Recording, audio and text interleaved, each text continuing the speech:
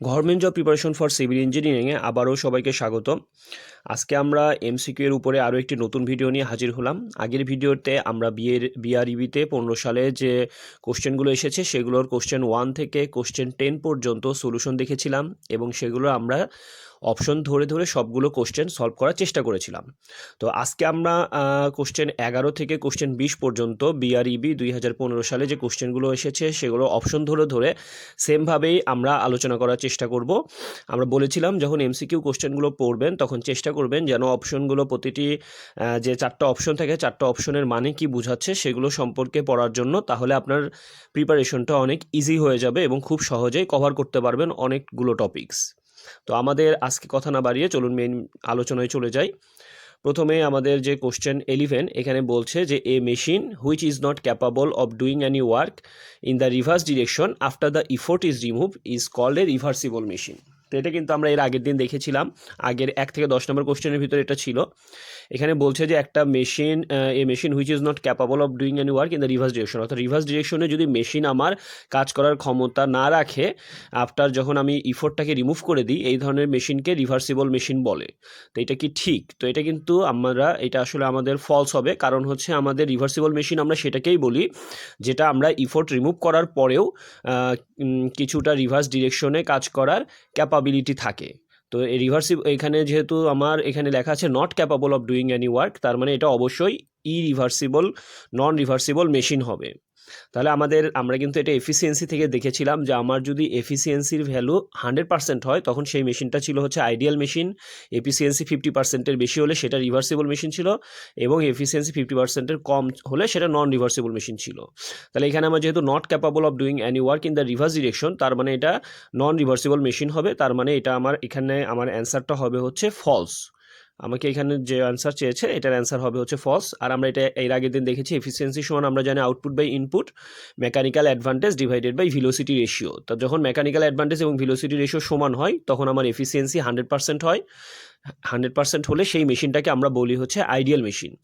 আর efficiency যদি আমার 50%-এর বেশি হয়ে যায় তখন কিন্তু আমরা সেই মেশিনটাকে বলি হচ্ছে রিভার্সিবল মেশিন।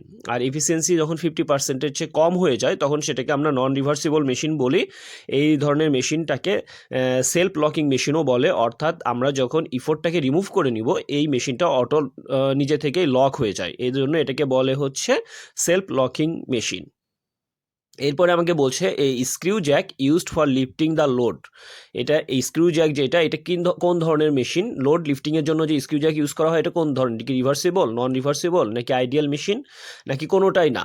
তো স্ক্রিউ জ্যাকটা আসলে কোনটা? স্ক্রিউ জ্যাক হচ্ছে যে ওই যে আমাদের গাড়ি যখন পাংচার হয়ে যায়, পাংচার হয়ে গেলে যেটা ইউজ করে আমার গাড়িটাকে উঁচু করা হয় এই মেশিনটাকে বলা হয় হচ্ছে স্ক্রিউ জ্যাক।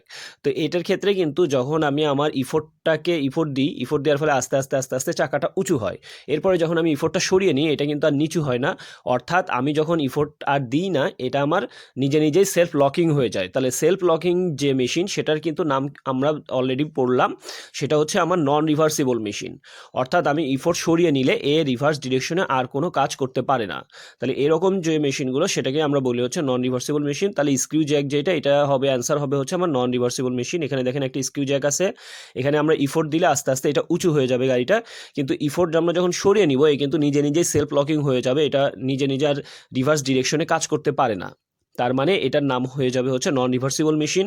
আর আমরা দেখলাম নন রিভার্সিবল মেশিনের ক্ষেত্রে আমার এফিসিয়েন্সির ভ্যালু 50%-এর চেয়ে কম হয় আর রিভার্সিবল হলে 50%-এর বেশি হয়। এরপর কোশ্চেন 13 এখানে বলছে frequency of vibration means the number of cycle per second. এটা কি আমার ইয়েস নাকি নো হবে? অর্থাৎ আমার পার সেকেন্ডের যে নাম্বার অফ সাইকেল থাকে ভাইব্রেশন সেটাকেই বলছে ফ্রিকোয়েন্সি অফ ভাইব্রেশন। পার সেকেন্ডে যে নাম্বার অফ সাইকেল থাকে সেটাকে ফ্রিকোয়েন্সি বলছে। তো এটা কি আমার ইয়েস অর নো? তো এটা কিন্তু আমাদের ইয়েস, কারণ আমরা জানি ফ্রিকোয়েন্সি এফ সমান 1/t, অর্থাৎ আমার 1 সেকেন্ডে আমার একটা পর্যায়কাল সম্পন্ন করতে আমার যতটুকু নাম্বার অফ সাইকেল অর্থাৎ যে সাইকেলটা পূর্ণ করে সেটাকেই কিন্তু ফ্রিকোয়েন্সি বলে। এখানে দেখেন আমরা অনেকগুলো ওয়েভ দেখতে পাচ্ছি, এর ভিতরে আমাদের যে ম্যাক্সিমাম পিক পয়েন্ট এই দুইটা পয়েন্টের মধ্যবর্তী যে সময় সেটাকেই কিন্তু বলা হয় হচ্ছে টি, অর্থাৎ পর্যায়কাল। আর আমার একটা পিক থেকে আর একটা পিক পর্যন্ত যেতে এটাকে আমরা কিন্তু বলি 1 সাইকেল। তাহলে এখানে আমরা এফ সমান কিন্তু লিখতে পারি পারি আমাদের যে ফ্রিকোয়েন্সি সেটা সমান সমান আমরা এই স্মল এফ সমান সমান লিখতে পারি 1/t, অর্থাৎ আমার 1 সেকেন্ডে যতগুলো সাইকেল পূর্ণ হয় আমরা সেটাকেই বলি হচ্ছে এর ভাইব্রেশনের ফ্রিকোয়েন্সি। তার মানে আমার যে কোশ্চেনটা ছিল এটা অনুযায়ী আমার অ্যান্সারটা কিন্তু হবে হচ্ছে ইয়েস। আর ফ্রিকোয়েন্সি আমরা বের করতে পারি স্মল এফ সমান সমান হচ্ছে 1/t। এখানে টি যেটা এটা হচ্ছে আমার টাইম পিরিয়ড, অর্থাৎ পর্যায়কাল, একটা পিক থেকে শুরু করে আর একটা পিক পর্যন্ত যে টাইমটা সেটাই হচ্ছে আমার টাইম পিরিয়ড টি। এরপরে আমার কোশ্চেন 14 আমাকে বলছে a pendulum which executes 1 beat per second is known as, অর্থাৎ আমার প্রতি সেকেন্ডে যেটা 1 বিট সম্পন্ন করে এই পেন্ডুলামের নাম কি? Simple pendulum, compound pendulum, টর্শনাল pendulum নাকি সেকেন্ডস পেন্ডুলাম? তাহলে আমার এখানে আননোন যেটা সেটা হচ্ছে বিট। তাহলে বিটটা কি এটা আমাকে বুঝতে হবে যে পেন্ডুলামের ক্ষেত্রে আমরা বিট কাকে বলি। তো এটার ক্ষেত্রে আমাদের অ্যান্সারটা হবে হচ্ছে সেকেন্ড পেন্ডুলাম। তো আমরা এটা আলোচনা করব যে কেন আমরা 1 বিট পার সেকেন্ড হলে এটাকে সেকেন্ড পেন্ডুলাম বলছি। তো এটার ক্ষেত্রে আমার যে আছে যে আমাকে ফার্স্টে বিটটা বুঝতে হবে। তো এটা যদি আমার একটা পেন্ডুলাম হয়, এটাকে যদি আমরা ছেড়ে দিই তাহলে এটা আস্তে আস্তে ফার্স্টের মিডিলে যাবে, এরপরে আস্তে আস্তে এটার এই শেষ পর্যায়ে যাবে। তাহলে এই যে আমরা যেখান থেকে পেন্ডুলামটা ছাড়লাম এখান থেকে শুরু করে এই পর্যন্ত যেতে আমার এই টোটালটাকে যখন আমার এখান থেকে শুরু করে এই পয়েন্টে যাবে এটাকে বলা হয় হচ্ছে 1 বিট। আর এটা যেতে আমার হচ্ছে 1 সেকেন্ড লাগে।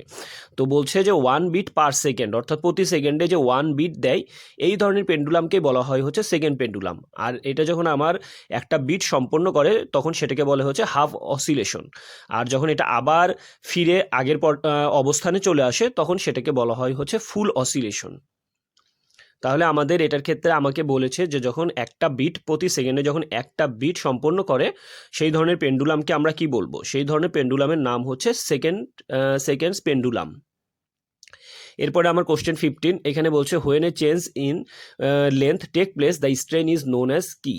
তাহলে এখানে স্ট্রেনটা কি? আমরা কিন্তু বাংলায় পীড়ন এবং বিকৃতি পড়েছি। বিকৃতিটা যেটা এটা হচ্ছে আমার স্ট্রেন, অর্থাৎ আমার একটা কোনো সাবস্টেন্স আছে তার উপরে যখন আমরা বল প্রয়োগ করি বা তাকে আমরা টেনশন ফোর্স অ্যাপ্লাই করে যখন টানি তখন কিন্তু এয়ার আগের অবস্থায় থাকে না, কিছুটা হলেও এর বিকৃতি ঘটে। তাহলে এই যে বিকৃতি ঘটছে এই বিকৃতিটা দেখা যায় যে এর লেন্থ বরাবর ঘটে, অথবা দেখা যায় যে এর লেন্থ যে আছে তার পারপেন্ডিকুলার ডিরেকশন বরাবরও ঘটে। তাহলে আমরা কোন ধরনের স্ট্রেনকে কি বলবো?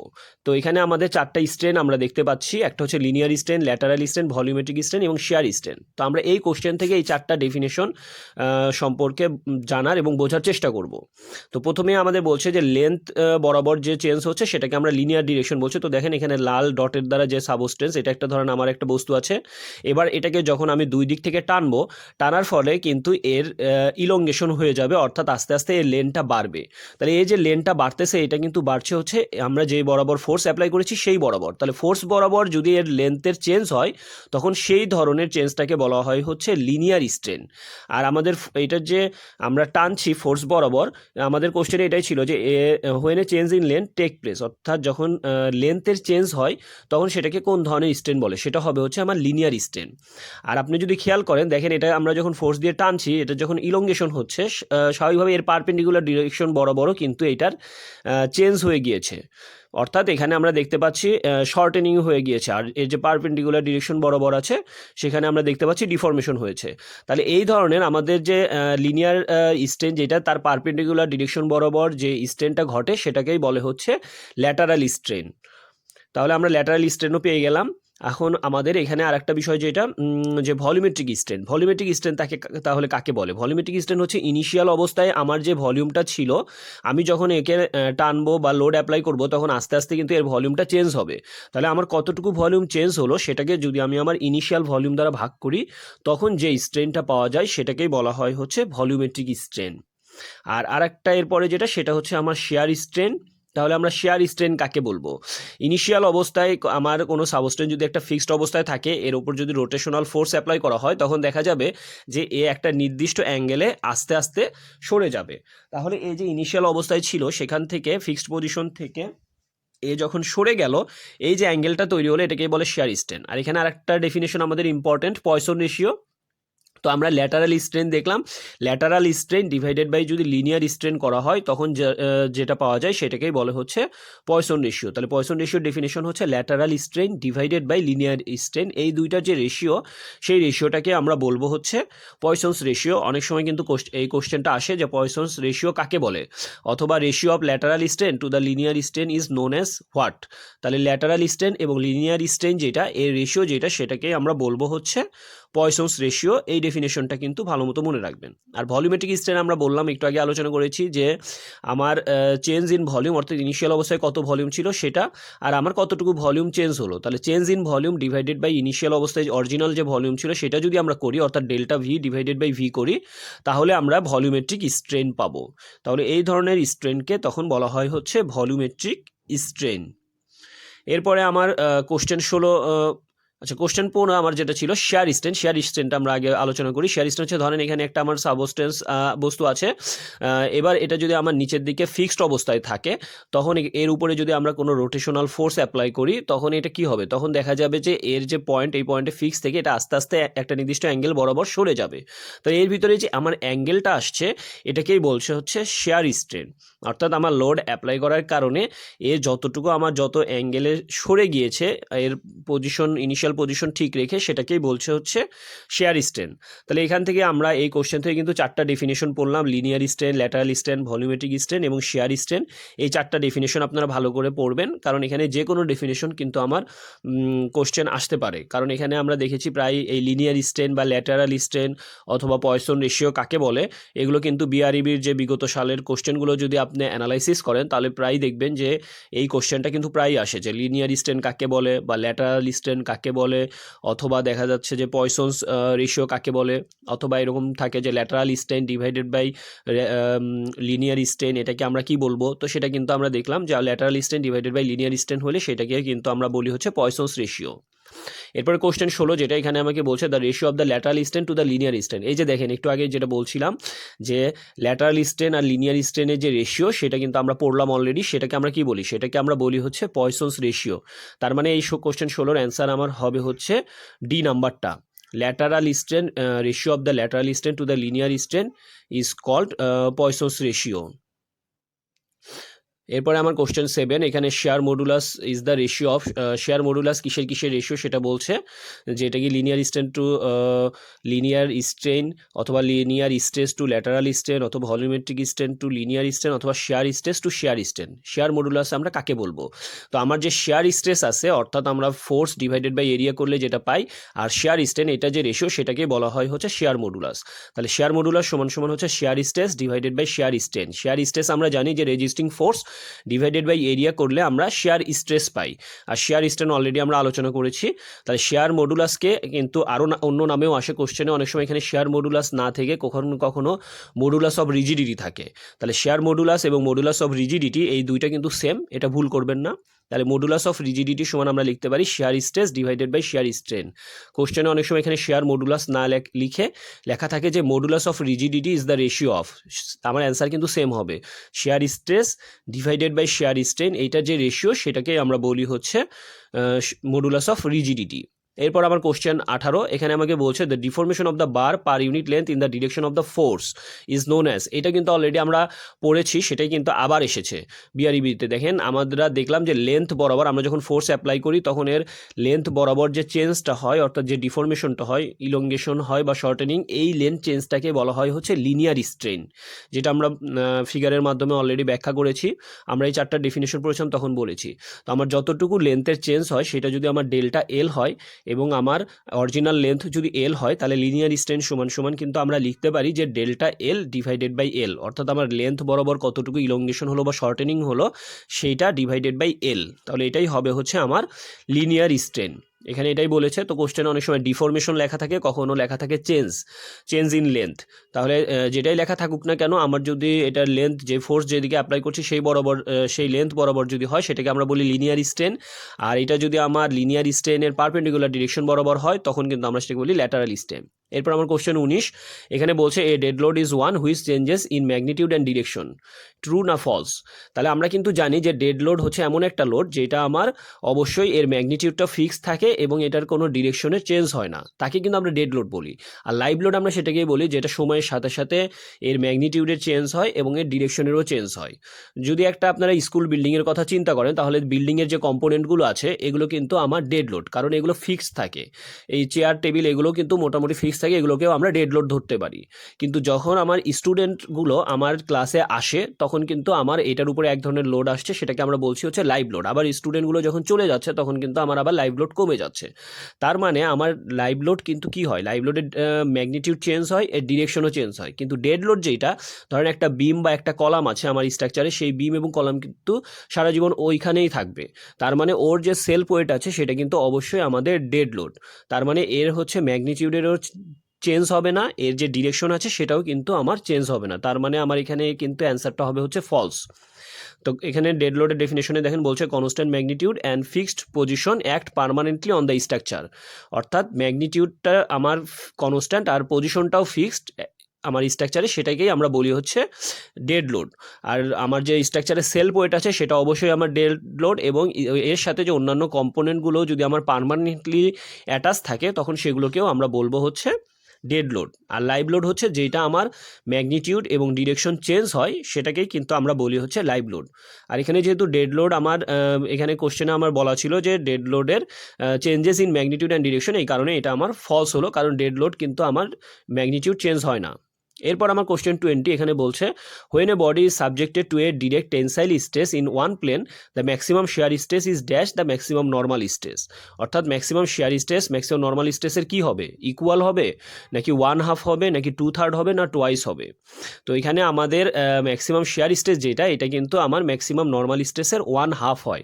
অর্থাৎ ম্যাক্সিমাম শেয়ার স্ট্রেস সমান half into maximum normal stress. তো এখানে যদি একটা মোর সার্কেল দেখি, এখানে আমরা লাস্ট এই পয়েন্টটা যেটা, এটাকে বলা হয় হচ্ছে মেজর প্রিন্সিপাল স্ট্রেস, আর এটা হচ্ছে আমার মাইনর প্রিন্সিপাল স্ট্রেস। এটাকে লিখি আমরা সিগমা 1, এটাকে লিখি সিগমা 3। সিগমা 1 হচ্ছে আমার মেজর প্রিন্সিপাল স্ট্রেস, সিগমা 3 হচ্ছে মাইনর প্রিন্সিপাল স্ট্রেস, আর এই প্লেনটা হচ্ছে আমার প্রিন্সিপাল প্লেন। এখন আমাদের সিগমা 1 থেকে যখন সিগমা 3 বাদ দিই সেটাকে কিন্তু ডেভিয়েটরিক স্ট্রেস বলে। আমি যদি সিগমা 1 থেকে সিগমা 3 বাদ দিই তাহলে কিন্তু আমরা সিগমা ডি পাই, যেটা হচ্ছে ডায়ামিটার। আর আমাদের যে রেডিয়াস, সেখানে যতটুকু রেডিয়াস সেটাই কিন্তু আমার হচ্ছে ম্যাক্সিমাম শেয়ার স্ট্রেস। এইটুকু হচ্ছে আমার ম্যাক্সিমাম শেয়ার স্ট্রেস। তাহলে ম্যাক্সিমাম শেয়ার স্ট্রেস পেতে গেলে আমাকে কি করতে হবে, সিগমা 1 থেকে যদি আমি সিগমা 3 বাদ দিই তাহলে কিন্তু আমি পাবো হচ্ছে এর ডায়ামিটার। সেটাকে যদি আমি আবার 2 দ্বারা ভাগ করি, কারণ তাহলে কিন্তু আমি পাবো হচ্ছে রেডিয়াস। তো রেডিয়াসটাকে কিন্তু বলছে হচ্ছে ম্যাক্সিমাম শেয়ার স্ট্রেস। তার মানে আমরা কি লিখতে পারি যে টাউ ম্যাক্স যে শেয়ার স্ট্রেস সেটা সমান সমান sigma 1 minus sigma 3 divided by 2। তো যখন আমার এই সার্কেলটা যদি আমার একদম যে প্রিন্সিপাল আমার এক্সিস আছে সেইটার যদি সেই পয়েন্ট দ্বারা যায়, অর্থাৎ 0 0 পয়েন্ট দিয়ে যায়, তখন কিন্তু আমার সিগমা 3 সমান 0 হয়। তার মানে তখন আমার টাউ ম্যাক্স সমান হয় সিগমা 1 ডিভাইডেড বাই 2। তার মানে ম্যাক্সিমাম শেয়ার স্ট্রেসটা আমার যে ম্যাক্সিমাম নর্মাল স্ট্রেস আছে তার হাফ হয়। এই কারণেই আমার এখানে আমার অ্যান্সারটা হলো maximum shear stress is 1/2 of the maximum normal stress. তো আমরা আমাদের আজকের ভিডিওতে আরও 11 থেকে 20 পর্যন্ত টোটাল আরও 10টা কোশ্চেন সম্পর্কে আলোচনা করলাম। এই 10টা কোশ্চেন কিন্তু অনেক ইম্পর্টেন্ট। আমরা এর আগের পার্ট 1-এর আরও 10টা কোশ্চেন আলোচনা করেছি। এভাবে ধারাবাহিকভাবে আমরা বিআরইবির যে আরও যে কোশ্চেনগুলো এসেছে ইম্পর্টেন্ট কোশ্চেন, সেগুলো অপশন ধরে ধরে পরের ভিডিওগুলোতে আমরা আলোচনা করব। তো আপনারা কমেন্টে জানাবেন ফিডব্যাক যে আপনাদের আসলে ভিডিওগুলো কেমন লাগছে, এবং যদি আপনাদের এটি ভালো লেগে থাকে তাহলে অবশ্যই আপনাদের বন্ধুদের সাথে শেয়ার করবেন। আর আমাদের Facebook group government job preparation for civil engineering Bangladesh, আমাদের ফেসবুক গ্রুপে জয়েন করবেন। তো সামনে নতুন কোনো ভিডিও নিয়ে আরও কিছু কোশ্চেন নিয়ে হাজির হব। সেই পর্যন্ত সবাইকে অসংখ্য ধন্যবাদ। সবাই ভালো থাকবেন।